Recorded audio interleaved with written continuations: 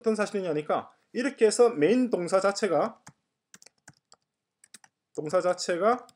하나의 동사가 된다는 거죠. 어차피 동사니까. 그죠? 하나의 동사 이다인데, 그리고 메인 동사가 하나의 동사이고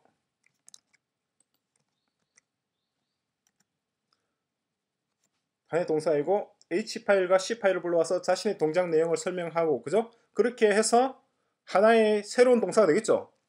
하나의 새로운 동사가 된다가 되죠. 그죠? 그래, 새로운 동사가 된 다음에 이 동사 자체가 어떻게 되나요? 이 동사 자체가 다른 메인 파일을 위해서, 그죠?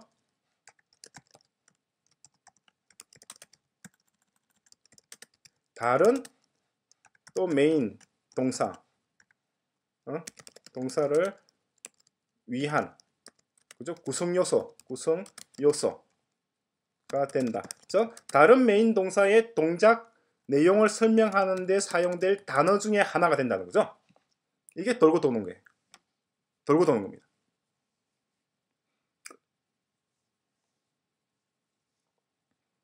자, 여러분들, 이것이 전체적인 구성입니다. 문장 속에 문장이 들어가 있고 복문, 그죠? 그 속에 또 문장이 들어가고 다 계속 들어가죠. 하나의 동사를 사전을 찾아보면 어떻게 됐나요? 그 동사의 동작 내용을 설명하는 문장들이 쫙 나열되잖아요. 그건 왜 그러냐니까 바로 동사 속에 문장이 포함되기 때문에. 그래서 사전을 펼쳤을 때 하나의 동사, 하나의 명사를 대한 설명이 문장들로 구성되는 거예요. 왜? 그 명사 속에 문장이 포함되니까. 그 동사 속에도 문장이 포함되니까. 자, 이건 어려운 내용입니다. 상당히 어려운 내용인데 지금은 이해가 안 되더라도 그냥 상관이 없어요. 다음에 우리가 복습을 계속해 나갈 내용이 이런 내용이니까. 자, 다시 쉬운 걸로 돌아갈까요? 쉬운 내용 다시 들어갑니다. 배터리가 다 됐군요. 배터리를 충전을 좀 해야 되겠습니다. 자, 언어의 종류 크게 정적과 동적 언어로 구분을 한다고 지금 설명드렸죠. 자, 정적 언어와 동적 언어의 차이점은 뭐냐니까 각 명사들, 그죠? 명사들입니다. 명사들에 따라서 동적이냐 정적이냐 결정이 됩니다. 명사들을 어떻게 다루느냐는 거죠. 해당 명사가 차지할 메모리상의 공간을 그 프로그램이 실행되기 전에 미리 결정해 놓는 것을 스테이틱, 정적 언어라고 얘기를 하고, 그렇지 않고 프로그램이 실행될 때 해당 명사가 사용될 공간을 결정하는 것을 다이내믹 언어라고 얘기를 합니다.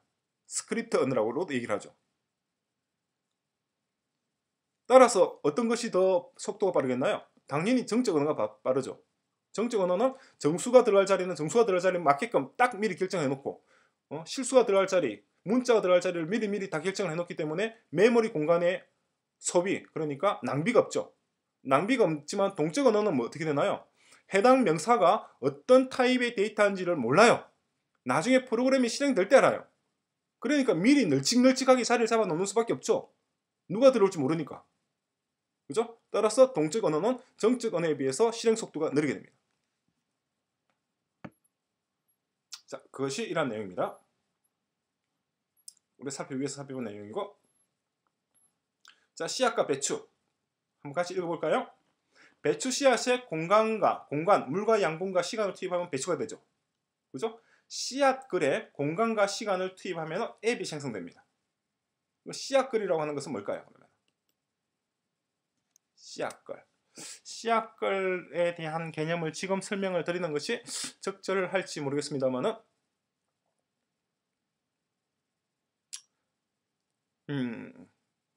씨앗글이라고 하는 것은 우리가 미리, 그러니까 글을 쓰기 위해서, 최소한의 글을 쓰기 위해서 이런 글이 있잖아요. 이런 글, 예를 들어서 인트라고 하는 글, 가장 짧았던 프로그램, 이런 프로그램이죠. 이 프로그램, 메인 프로그램을 다시 볼까요? 자, 가장 짧은 프로그램이니까 우리가 아직까지 정의해 놓은 명사와 동사는 아무것도 없습니다. 그죠? 헤더 파일이 없잖아요. C 파일도 없죠. 아무것도 없고 그냥 메인 동사만 있고 그다음에 프린트 어떻게 하라는 문장이 하나만 달랑 있죠. 그죠? 그러니까 내가 만들어낸 동사, 내가 정의한 명사가 없이도 이렇게 글이 만들어졌죠. 그러면은 이 글은 내가 안 만들고 누군가가 만들어 놨겠죠. 만들어 놨으니까 컴퓨터가 이해할 거 아니에요. 그죠? 이 메인이라고 하는 게 명사인지 동사인지도 모르겠고 컴퓨터는 알죠. 그죠? 이 프린트 F라고 하는 게 어떤 의미인지도 나는 정의를 하지 않았지만 컴퓨터는 알 거 아니에요. 그죠? 그렇게 알 수 있는 것이 뭐냐? 바로 여기에 정의를 해둔 거죠. 단어장.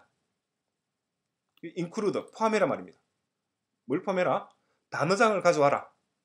stdio, standard input output.h라고 하는 단어장을 가져와라. 이 단어장을 보면은 이러한 단어들이 설명되어 있다는 거예요.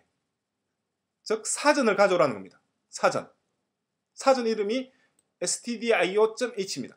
그 사전 속에 이 단어, main이라고 하는 단어가 어떤 의미인지가 나와 있고 printf라고 하는 단어가 어떤 의미인지 나와 있고 자, 이러한 인용 부호 속에 있는 문자열들이 어떤 의미인지가 나와 있고 이 괄호가 어떤 의미이고 이 컬리 브라켓이 어떤 의미이고 이 세미콜론이 어떤 의미인지가 나와 있는 거죠. 그죠? 그럼 이러한 단어들이 기본적으로 정의되어 있는 단어들, 그죠? 사전, 그죠? 그 사전을 C 언어에서는 라이브러리라고 얘기를 합니다. 정확히 말하면 사전이니까 딕셔너리라고 얘기를 해야 되겠죠? 그죠? 딕셔너리인데 C 언어를 디자인한 사람들이 그런 개념이 없었어요. 시간과 공간에 대한 개념이라든가 자연 언어와 인공 언어에 대한 개념이 없어가지고 그걸 라이브러리라고 이름을 붙이는 거죠.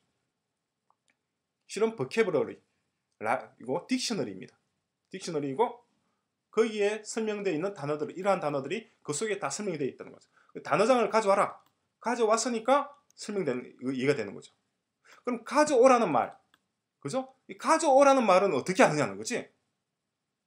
가져오라는 말 자체도 이 스탠다드 인풋 아웃풋 속에 들어가 있으면 어떻게 되나요? 그러면은 말이 안 되잖아요. 컴퓨터는 무슨 말인지 알 수가 없죠. 왜? 이 말은 무슨 뜻인지 알아야지 최소한 이걸 가져올 거 아니에요. 그죠? 그런데 이것이 무슨 뜻인지가 이 속에 들어있다 그러면은 컴퓨터가 이 단어를 처음 봤을 때는 이게 무슨 뜻인지 알 수가 없죠. 따라서 이 전체 문장이 실행이 될 수가 없죠. 지금 제가 드린 말씀이 이해가 안 된다 그러면은 지금이라도 컴퓨터 모니터를 끄고 다른 직종을 알아보셔야 됩니다. 프로그래밍은 자기 적성에 안 맞는 거예요. 저는 목수일도 하는데 목수일도 제 적성에 아주 맞습니다. 통나무집 목조주택을 지어요. 직접 나무를 썰이고 하는 일을 하죠. 굉장히 재밌습니다. 자, 이러한 거 사전 속에 들어가 있지 않고 컴퓨터가 알 수 있는 거 이것을 예약어라고 얘기합니다. 예약어. 아주 소수의 예약어들 있죠.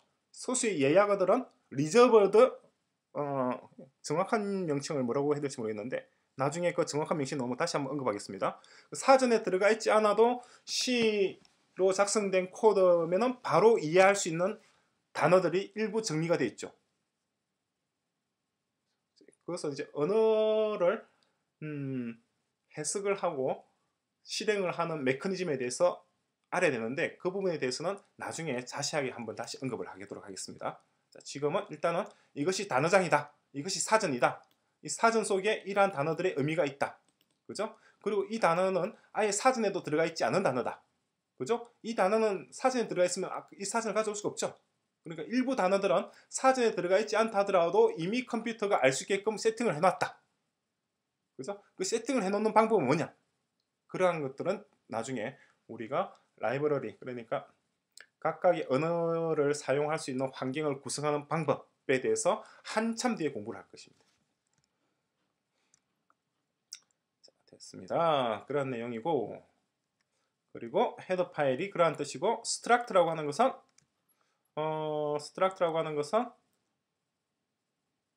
여러 값들, 그러니까 단어들이죠. 명사들입니다. 여러 개의 명사를 묶어서 하나의 명사를 만들어 놓은 것이 struct입니다. 원래 명사 자체가 책상이라고 하는 명사 자체가 책상 스랍, 책상 다리 이런 거로 뭉쳐져 있잖아요. 그러니까 명사 자체가 본질적으로 스트럭트예요. 그죠?